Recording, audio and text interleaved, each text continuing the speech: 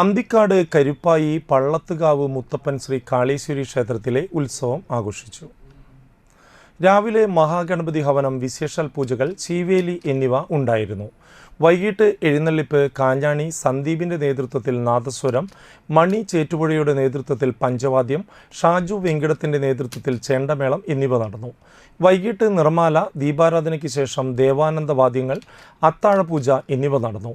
ക്ഷേത്രം തന്ത്രി പള്ളത്ത് സുനിൽ ചടങ്ങുകൾക്ക് മുഖ്യ കാർമ്മികത്വം വഹിച്ചു.